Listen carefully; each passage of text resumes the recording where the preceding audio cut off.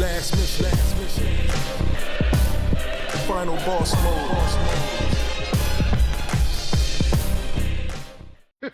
Speaking of PBC. Yeah, speaking of PBC, PBC also had a card too. Main evented by the return of Shawn Porter. After his Fight of the Year caliber war with Errol Spence. Facing German kid Sebastian Formella, I believe. I might pronounce the name wrong. They were kind of pronouncing it over and over again on the broadcast, but I was just like, whatever. So yes, now most of us agree that Porter deserved a fight like that because his competition has been pretty good, but it was just probably not. It was not a Fox-worthy card, that's for sure. You're gonna put Porter even said he wanted the big names, but nobody wanted it. So at this time, and since Bud probably was one of the guys that didn't want to fight Porter. And Porter even said, because I was watching his interview with Marcos Villegas on Fight Hub. He was like, he spoke to Crawford because they're friends, and he said Crawford said he got something else lined up. Like, oh Lord. Oh man, the Jobber DLC from the WBO. Wow. Yeah. This is like, why fight a Shawn Porter when you can fight a Rod Sulka? Yeah, that's a Danny Garcia move. Funny how Danny Garcia has fought and beaten better people than Terrence Crawford has, though. Yeah, but he's not a draw. He's not a what? He's not a draw. Nigga, is you serious right now? He's not a draw. Like, Crawford there's only 3 PBC draws, I acknowledge. Broner, Pacquiao, and maybe Wilder. That's pretty much this nigga was a draw before PBC even existed. That's what I'm saying. Like, this bro, nigga was a Showtime draw. Like, yeah, we need the mute. Showtime draw getting the lowest rating for a PBC fighter. This is how I know you hate him. Like, your bias is showing. Like, you're not even trying to be you're being so transparent. Like. Yeah, you're like that one. I've already spoken about Danny Garcia. There's a reason why he's not where he is right now, and why he's pretty much a jobber to the stars in 2020. Yeah, because he lost damn close 50-50 type of fights. He didn't lose close fights. I gave my scores on those fights. You guys asked whooping both. Yeah, we're not gonna make this the Danny Garcia show right now. So. Yeah, but anyways, Porter, like we actually blaming a guy for losing against top competition. Oh wow. And then I blame him for getting gifts against companies he shouldn't have. That's why he's called Danny Gift Garcia. That's not something I came up with. But he received his boxing karma. He lost decisively to the people he ended up losing to. Not enough. But anyways, yes, Shawn Porter for Formella. But before that, they had a co-main event, which is probably the only fight on that card I actually found somewhat interesting, with Sebastian Formella, the 654-pounder. How he makes weight, I don't know. Against Nathaniel Gallimore, whose biggest victory, whose biggest claim to date is knocking out current 154 champion Jason Rosario about 3 years ago, decisively. So it's like, okay, can Gallimore actually get himself, focused? Because Gallimore, he's since fought top fighters. He's fought J Rock. He's fought Teixeira. He's aged quite a bit since then. Those fights. Those fights put him through the ring, and I think he fought Lubin too. Yeah, the Lubin fight was, I think, last year. Like, it was recent. Yeah, and look, the first round, like, he was putting hands on Fundora and making Fundora look bad. Like, I kept thinking, like, damn, he might drop dude, but. But Fundora, had enough tricks. I thought Gallimore would have enough, would make it pay for it, and I'm thinking to myself too. It's like, man, like Fundora still takes too much punishment on the inside for a guy with his stature. His reach and everything like that. But I think, Fundora managed to wear down Gallimore, and it got to the point where he was just landing a steady ass whooping. Like, it wasn't even like it was bad. Like, Gallimore was just moving forward and it was just catching shots to his dome, like it was nobody's business, and it was it was getting kind of brutal. And then and I think it was probably like maybe like the 4th or 5th round. I was like, okay, someone stop this shit. Like, someone please end this fight. Like, before Fundora, kills this guy in the ring. Yeah, he was. Fundora was beating him as bad as that damn heart-shaped fucking cut in the back of Gallimore's head.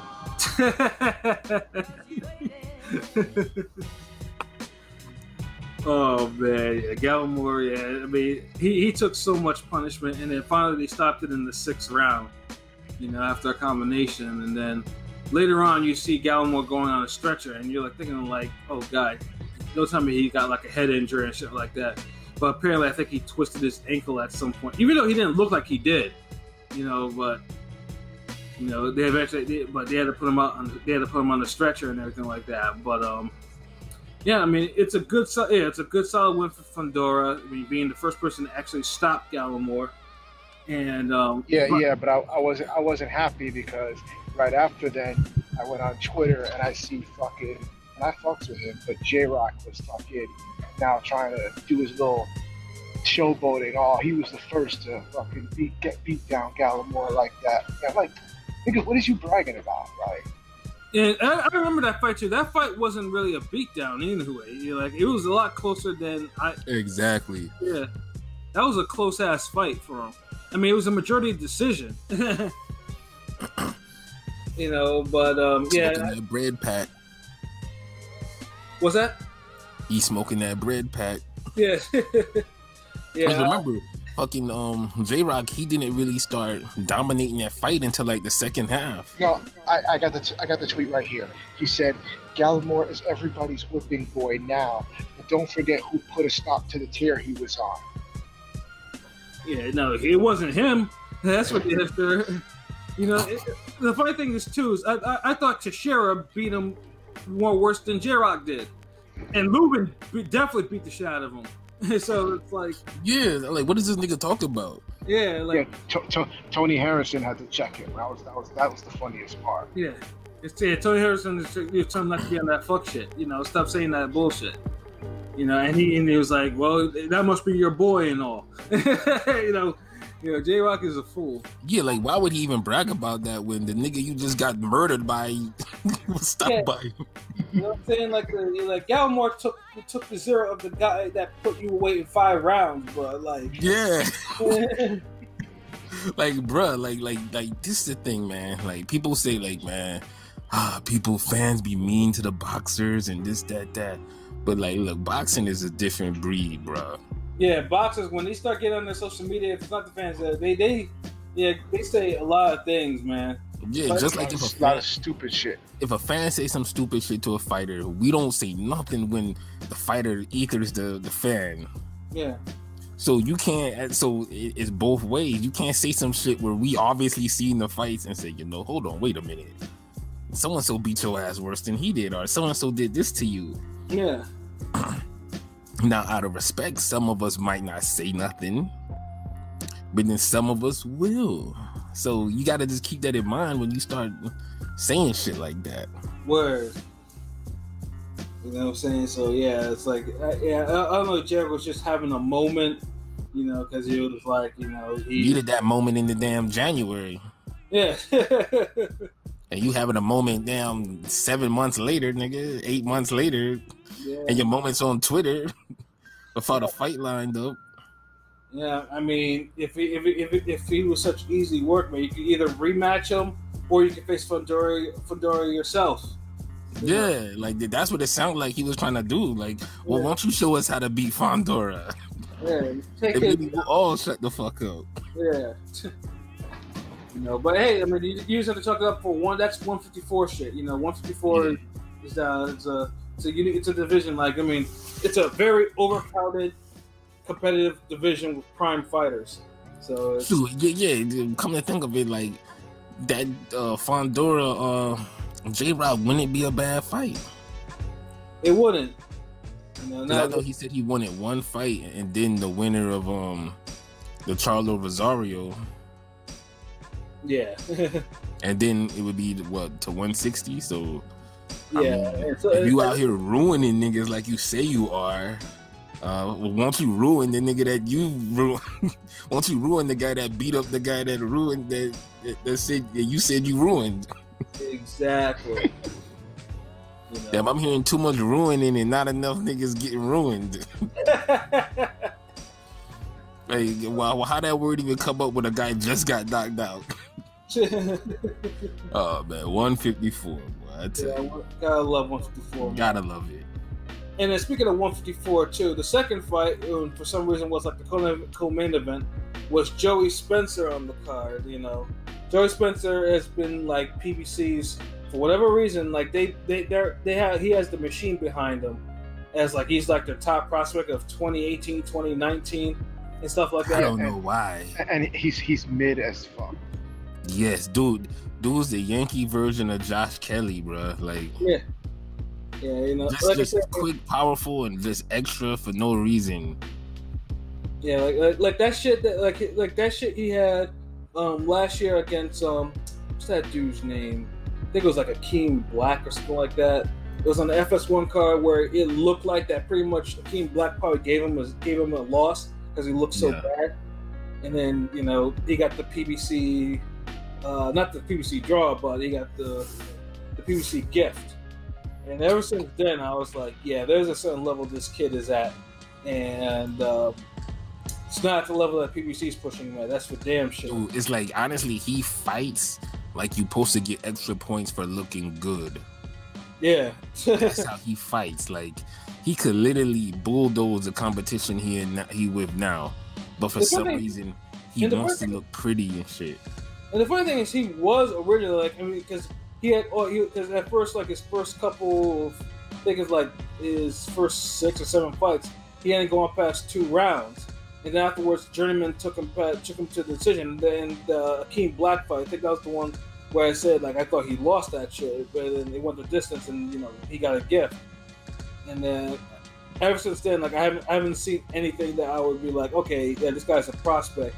Like, this dude has work to do, has a lot of work to do, and he fights at 154. So I'm thinking to myself, it's only a matter of time before they actually throw him in to the wolves, to somebody at 154, and he gets ruined. Or catches a beating. Either or. You know, but he faced this UFC boxer half-time, not full-time, whatever, Shawn West. And again, like, although he knocked out Shawn West actually landed some shots on him, like that counter left hook. Yeah. Every time they traded, he was landing that counter left hook on Joey Spencer, and if he would have had any more power, we would have probably seen a whole different fight. Yeah, because Joey Spencer, for whatever reason, when he would throw a combination, he dropped his hands and then got hit with left hooks every single time. You know. But when Joey Spencer did turn it on, I mean, you know, Shawn West did get hurt because he went down once, I think it was like in the first or second round. And then after that, he went down again in the 4th round, and the referee was like, nah, bro, you're done for the night. So like I said, it's still more questions than answers with Joey Spencer. Like I said, I mean, yeah, I mean, he's 20 years old or whatever, but I have a feeling like they really need to be careful with his matchmaking. You know,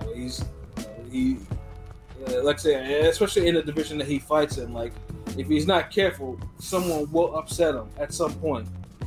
But yeah, like I said, he's PBC's top prospect. You know, they're gonna push him to the moon, and he'll get a title shot eventually. Oh man! And then here comes the main event. He'll crash before he gets to the moon.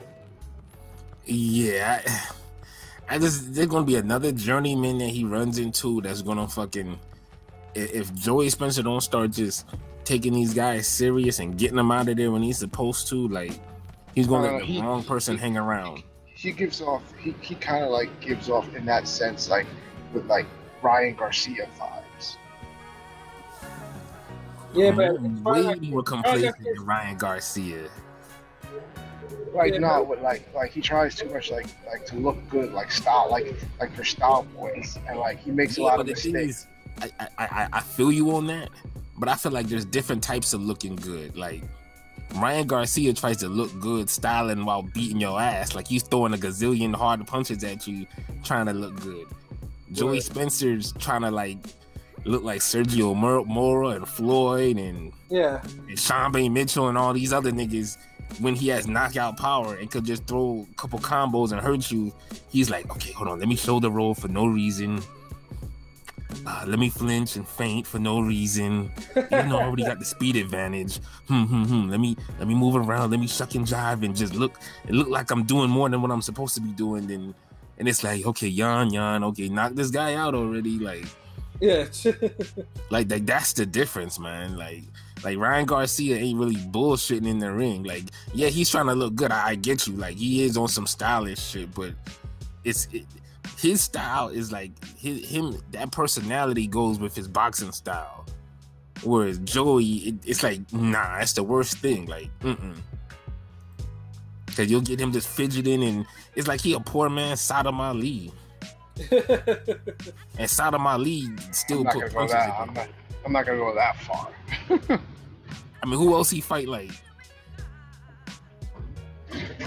Yeah, I don't know, I just feel like Saddam Ali is not good at all. I don't think he's that bad. But good enough for Cotto. Yeah, you know, it's one of the most underrated great fights to watch. You know, I'm mad I didn't catch it live because I had a previous engagement. But it was lovely though when I did watch it.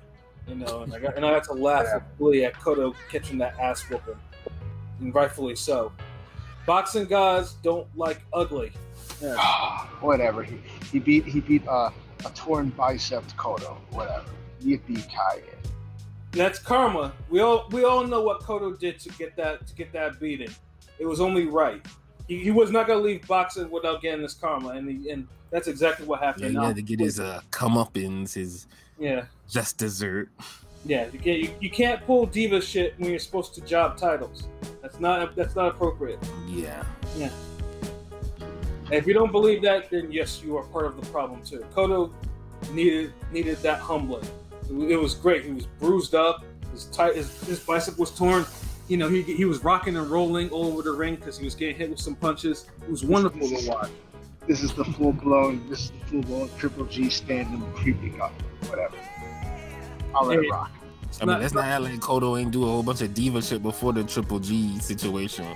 But you know, the middleweight shit was an atrocity, and you know, for that, you know, he said I'm Ali's son now. That's what Cotto. This is the same Cotto that didn't allow Trout's people to fucking enter the press conferences and shit, even though his whole family and crew was in there. Yeah, that's whole shit. It's whole shit. Yeah, that's you got your ass whooped for damn 10 rounds type shit. Yes. And I'll watch that fight any day, twice on Sundays, bro. Love that fight. Wonderful. God damn, y'all. I'm just saying, bro. Like, if anybody else was doing the same shit, y'all would be, you know, getting on them. Yeah. People get on Floyd, and he never did no diva shit to that extent. Yeah. Same thing with Sugar Ray Leonard. Like, everybody, like, but Cotto he ain't on their level, but he does that diva shit that's like, come on. But you know, this is not unfortunately. This is not a Fuck Miguel Cotto podcast, because if it was, yes, you know, me and LB would be able to go on and on about this dude's behavior. Yeah. Yeah, but still a great fighter though. I give him his props. So I don't, you know, I'm not gonna sit here and tell you, say to anybody like, look, Cotto's not a Hall of Famer. He's trash. And nah, I ain't. You know, right? There's not liking a boxer. Then there's just fucking hate. So you know. Cotto is a Hall of Famer, yes, you know, but it's still Fuck Miguel Cotto for what he pulled. You know, real talk. But yeah, I'm not in a rush to see Joey Spencer fight again. I'm good for now. But they'll put him on the card soon, like, because he didn't receive that much damage, so we'll probably see him like on the fucking Tank LSC pay-per-view, whether like on the pre-fight. Shawn. We will. I mean, he's a youngin', so I mean, he can fight that. So, we'll see. But yeah, I'm not looking forward to his fights either until he fights like an operator, at least a jobber at 154 that we know that'll give him a hard time. But yeah, you know, and then we have the main event: Shawn Porter versus Sebastian Formella. Now, I liked in the little vignettes about Formella. Like, you know, he tried to make himself like to be like one of them hip Germans, you know, and you know, in a hip German in boxing is like, I just think back to the old days when Germany was so corrupt in boxing, it was nauseating. And I was like, I can never think that any German boxing can be cool or hip or anything like that. I can't. Back in the day, the whole thing, man, you're gonna get one of those. Don't fight in Germany. You're gonna get one of those German decisions. Yeah, I know, right? Bro, like, and that now America has like some of the worst decisions of all time. Yeah, it's funny how things like turn like. Man, I be in Germany, like, man, don't go to America. Fight. Shit. That hip German shit is kind of corny. I mean, I gave Christina Hammer a pass, but because she's cute, but yeah. Just saying. Yeah, no, I mean, but I mean, it didn't do any. I mean, either way, all the extra attention, it didn't do anything. Like, pretty much from the first bell on, like, I was just waiting. Okay, so what round is Porter gonna stop him in? You know, and one thing about Formella that I will say, that boy can take some punishment. God damn. Yeah, he had heart, bro. He's tough as fuck. Yeah, he's tough. Even though offensively he had nothing for Porter, not even like a jab every now and then, but he had nothing for Porter offensively. He's actually showed like he actually had skills the first half, like, but I think he just got beat up too much where he couldn't really just do anything about it. Like he doesn't hit hard enough, but he caught Porter with some jabs and with some right hands. Like, you know, he came to fight, but he just was up against an elite type of boxer, and he's like, this was his first step up test, and yeah, you can't go from fighting who he was fighting and then Shawn Porter. Yeah, no, and it was just mostly. I mean, after halfway, like the fight was starting to bore me. I just because I was just like, is Porter gonna get rid of this guy or not? You know, I was like, I was waiting for it, and it was like, why is he still hanging in this fight? You know, I was like, Porter just wanted to string the right punches together, like, you know. I mean, but I feel you. Like, I feel like Porter could have pressed the issue and stopped them late. But I guess I just was in awe because I seen a Porter fight that was clean, hard punching. It was aggressiveness. It wasn't no rough housing and slams and elbows and knees and shoulders and. Obviously, that he probably needed it for this fight. I want at least. I mean, if the German kid's gonna get a step up, you might as well give him your full repertoire of fuckery. You know, just so you can try to get rid of this dude. But, you know, I'd rather see this if he, you know, the only time he did that was with Paulie, but, you know, Paulie, you know. Yeah, well, that, and I mean, I thought maybe this was gonna be like the Eric Bonet fight, you know, where although he was getting outboxed in that kind. Yeah, but Bonet was like had the power to hurt him though. Like he was kind of really getting his respect. Shit, even Granados was damn putting hands on. Yeah. And Porter's never not gonna get hit, but it just Formella didn't have the power to really kind of slow Porter down. Not at all. He had the accuracy. He was landing, but he's not with enough authority. So he really got outworked and just beat up, especially in the second half. Yeah, he did. And Porter just didn't, you know, for whatever reason, he didn't string a 30-second offensive burst to just force a stoppage. So we got a decision fight. Yeah, and and Porter won a clear decision. All three judges gave him 121.08. You know, and it was just like, oh God, it's over. But he won. You know, it's just tune up. You know, I mean, he deserved after the fights he had been in previously. You know, and hopefully the next Porter stopped him. Should have stopped him. Yeah, he should have stopped him. You know, but you know, he didn't create a Birdo type of fight, so right. If I had to choose between which outcome, I would probably be, you know what, let him just decision him clean. Because, you know, y'all know how Porter could get, bro. It was a good performance from Porter, and hats off to Formella, because dude was tough. He didn't just give away his undefeated record, you know. Right. What undefeated record? Who'd he fight? I mean, shit, you got a guy on the pound for pound list that I'm still wondering, but that's for another podcast. Oh, Yeah. Yes, of course. There's always another podcast for that one. Crawford. Because there's somebody who's not a normal listener who's like, who the fuck is he talking about? Yeah. And Canelo fights everybody when they're old. I mean, Monster just folded there. Lomachenko getting Lopez. Like, what is he talking about? Like, no, the other guy. The other guy. Oh, man. But, yeah, no. Overall, like I said, the card was what it was. Basically, I mean, it was an average card overall. Yeah.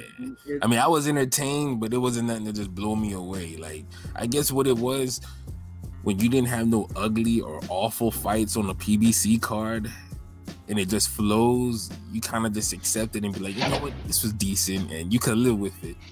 It wasn't, you didn't have the marathon track night like you had on that one PBC card. Yeah. The one good thing was I actually didn't have to hear the commentary because I was streaming it on my phone, on my laptop, so I didn't have to hear the bullshit commentary. Yeah, there was bullshit. Yeah, I didn't hear it because thankfully, I was, I was waiting for 8 o'clock, so I put on the TV and I was watching Creed, and my mom didn't see it, and when it was time to turn on the PBC, she's like, no, keep it on, I want to watch Creed. I'm like, okay, whatever, I'll just drown out my commentary for PBC with Creed. So I'd rather listen to the Creed commentary than PBC commentary. Damn, there you have it, folks. Yeah. Shit. Wow. But yeah, like I said, I'll listen to Rocky 2 commentary. Over. Yeah, that commentary was god awful. Like I really hope that they get rid of Lennox Lewis. The only thing that I did hear that I actually kind of found interesting was Goosen said he's going to be trading that kid. What's his name? Vito. Yeah. No, Nicky. So, yeah. Yes. That's actually an interesting pairing. Because I like Goosen as a trainer. Goosen knows his boxing. I think he could upgrade anybody, really. Yeah, but it's just like hearing him talk again, hearing him in the booth, him and Lex. It's like ear torture. I think he would be better if it wasn't for Lennox. Lennox kind of brings him down. Yeah, because hasn't he been matched up with Virgil Hunter and that shit was good? Or I'm thinking somebody else. Well, yes, but Virgil Hunter also has the personality of a rock, so he's not drowning out anybody.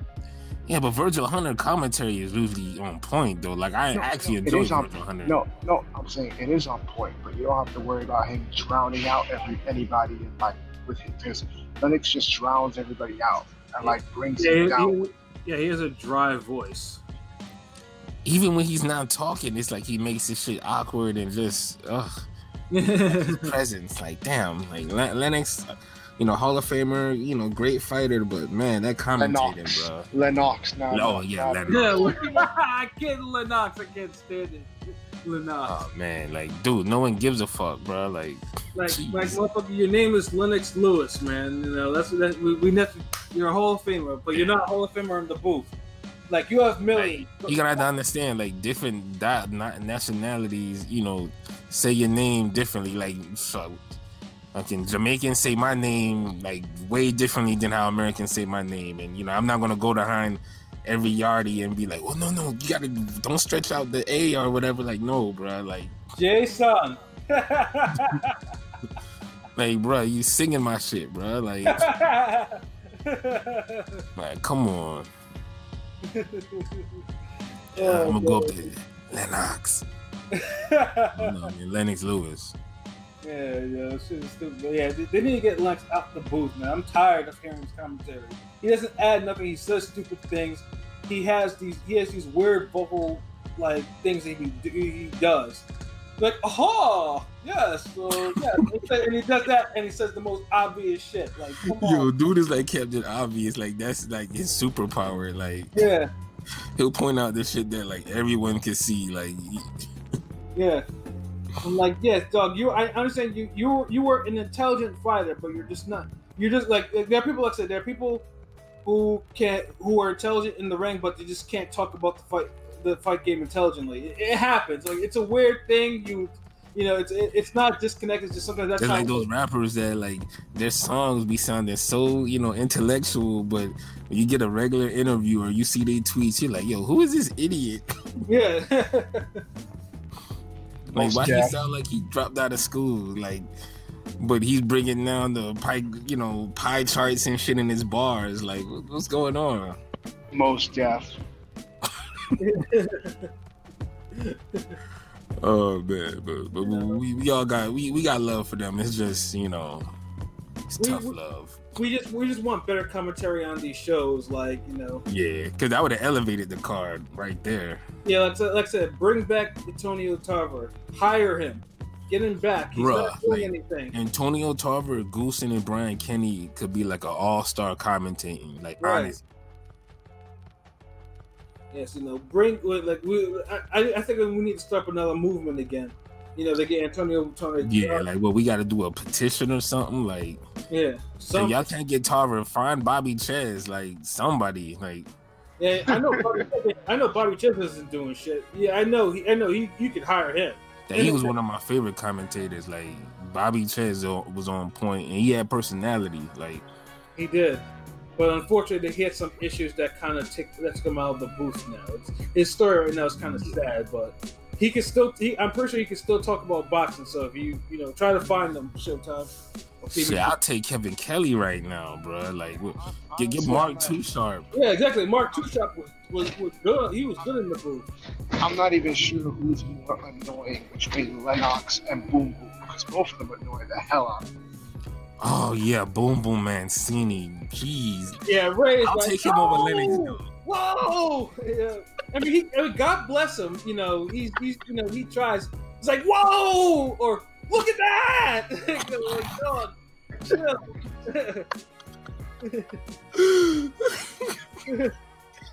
Like, dude, it sounds like he's about to have an orgasm every single time a punchline. I'm like, oh! Oh shit! Oh man, my fucking stomach hurt off of that one. I didn't expect you to do that shit. Like he kills me, But I mean, he's a legend though. But goddamn, right? Like take it down just a notch. You know what I'm saying? Wait until the fate actually happens. You know what I'm saying? Yeah, switch to decaf, fam. Like, you know what I'm saying? Leave that espresso alone. Like y'all love. I ain't gonna lie. I be hyped when the commentators be enthused. Like who was that one guy on Showtime that used to be hyped? Was it Gus Johnson or somebody? Yeah, you're not talking about Morrow, is he? No, hell no. I think it was Gus Johnson. Is that? Yeah, I think it was Gus Johnson. Well, Gus Johnson is fuck. He's hyped on everything. Like he's great, bruh. I mean, honestly, I'll take a hype, even if you hyped over a nigga shooting trash in a basket or some shit. I'll be hyped over that. then a guy just, he's focusing the jab. 10 seconds go by, he forget what he's trying to say, and you see here he's still focusing the jab. What? Damn! And then it's like you make Brian Kenny and Goosen have to do their little inside jokes and battle each other. Like yeah, and Brian Kenny once he gets onto a viewpoint, he doesn't stray from it. He you can't. And then they don't have the personality to challenge him or like. Well, yeah, enough of that. Hopefully, Porter gets a bigger fight next time. Shit, hopefully, somebody wants it. Shit, bring him back December. He didn't take any damage. Fuck. Yeah. As far as me, like, if he don't come back in December, I feel like a rematch with Thurman is good. I know King P mentioned that to me. Yeah, no. If Thurman's gonna come back to the 26th of December, fuck it, have it Thurman Porter.